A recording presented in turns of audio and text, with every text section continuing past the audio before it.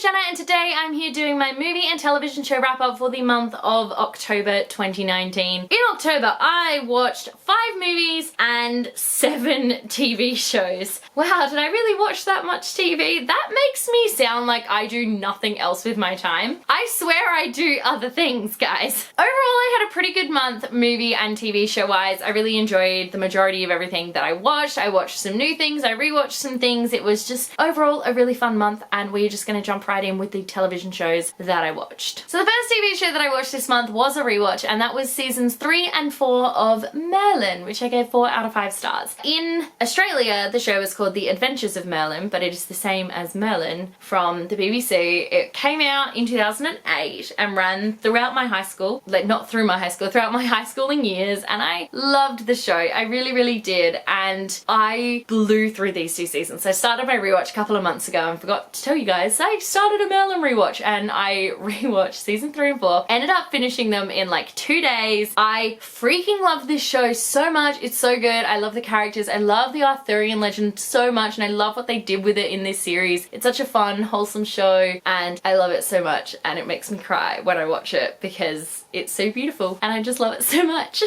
Second show I watched in October was season 5 of The Office, the American Office, so I guess I don't really need to say that if I've watched season 5 because I'm pretty sure the British one only had 2 seasons. I gave this an a 4 out of 5 stars. The Office has definitely taken me a while to get into, but now I'm in it and I'm loving it. I love season 5. It was really fun. I loved the wedding. I just, so much about season 5 was such a good time. The third show that I watched this month was kind of a rewatch, kind of not, and that was seasons 1 to 3 of Katherine Kim, which I gave 3 out of 5 stars. If you don't live in Australia, you might not know what Katherine Kim is, but it is like peak Australian early 2000s culture. It is amazing and I love it. It's so dumb. It's such a dumb show, but it's so much fun. Any Australian who grew up around that time will know the references from it and I'm really enjoying rewatching it. I obviously didn't watch every episode religiously when I was younger. It was just kind of when it was on TV. So I'm loving watching it now, but it's just, it's bringing me back to my childhood and I'm loving that. Fourth show that I watched in October was the first season of Dead to Me, which I gave a 3 out of 5 stars. Dead to Me was okay. I didn't really know what I was expecting when I went into it. I thought it was a sitcom, but well, not a sitcom, but I definitely thought it was a comedy because it was a half-hour show and most half-hour shows are comedies, but this one had funny moments in it, but I wouldn't really classify it as a comedy and it was kind of predictable going into it. I kind of knew exactly what was going to happen by the end of it. And I didn't hate it, but I didn't love it. The characters were kind of annoying and what they were going through wasn't annoying, but it was kind of like, yeah, all right, can we move on now? Can we get to something else? So didn't hate it, didn't love it. Fifth show that I watched this month was the first season of The Society, which I gave 3 out of 5 stars. The Society is this show about these kids who end up in this town that's exactly like their town, but there are no adults, no other siblings, there's just them and they have to build their own society. I enjoyed this show, but like only once we got to about episode 7. The first 6 episodes were so annoying and I just, I found all of the characters to be stupidly immature and just really stupid at times. But I mean, I kind of get it, like it would be hard to start your own society, but at the same time, how hard is it to have some common sense? Like, yes, you were going to have to work together to survive. Yes, your food is going to run out at some point if you can't figure out a way home. These are like not things that you have to think about. These are just things that you should know.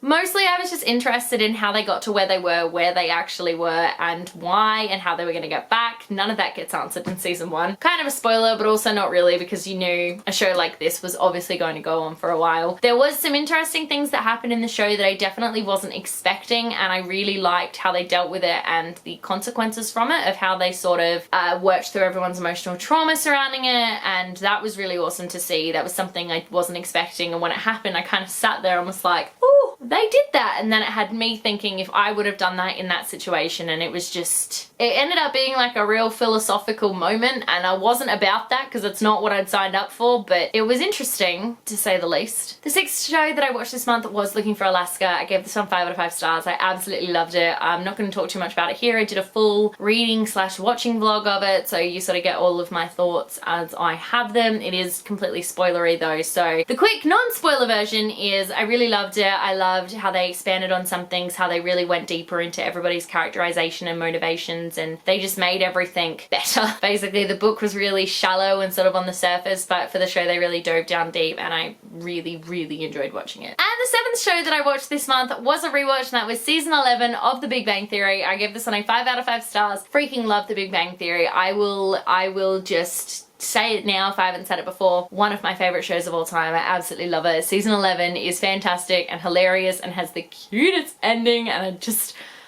I really love this show. So moving on to the movies that I watched in the month of October, the first film that I watched was a rewatch, and that was Pitch Perfect 3, which I gave 4 out of 5 stars. Can't remember what I gave it the last time. I'm pretty sure it will be on one of these videos somewhere, so if you're interested, you can try to go back and have a look. I do love this one. I think it's great. I'm a little disappointed that they don't have mashups for the songs, because that was always the best part of movies 1 and 2 were the mashups. Overall, the plot was so stupid, like unbelievably stupid, but it just was a lot of fun, and it was a great way to end the trilogy. Songs were still great, the characters were still amazing, and it's a fun film for you to watch. So the second film that I watched in October was Dora and the Lost City of Gold. So I gave this one a 4 out of 5 stars. This movie was everything I wanted it to be and more. So I really wanted to see the Dora movie. Like, no shame, I really wanted to see the Dora movie. So one Saturday morning I was like, you know what, screw it, I'm gonna go see it. And I did, and it was amazing because the film did not take itself too seriously at all. Like, it knew that it was a Nickelodeon Junior show trying to be live action. It knew, and it owned it. We got the songs, which is all I wanted. Like, I watched an episode of Dora before I left because I hadn't seen an episode in years.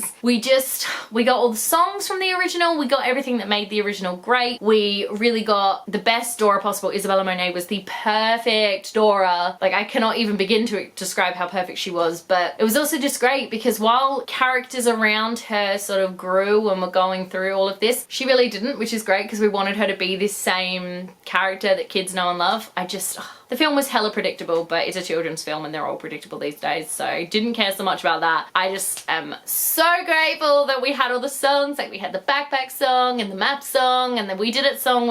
It was a really fun time, and honestly I would recommend the movie. Just don't go into it expecting too much, have really low expectations, just go in for a fun time and just expect a movie that doesn't take itself too seriously, then I think you'll enjoy yourself. Third film that I watched this month was In the Shadow of the Moon, which I gave 3 out of 5 stars. This is one of those movies that just kind of pops up on Netflix and you watch the trailer and you go, this is either going to be really good or really bad. So we watched it, my mum and I, we watched it and we sat there and we were like, not sure where it was going to fall. It's a time travel movie, which is one of the reasons why it was either going to be really, really good or really, really bad. Time travel, there is no in between with time travel. It's either good or it's bad. And this one was good. I really enjoyed the film. I liked the concept. I liked how they did what they did. And I like that I didn't pick up on the twist until like a nanosecond before they announced it. Films nowadays tend to be really obvious with their twists, but this one in particular wasn't until that last second that I went, oh, this is it, and then it got revealed on screen and I was like, whew, nearly missed that one, but it's fine, I got it. It was a fun time, it was really action-packed, it really made you think, and it was just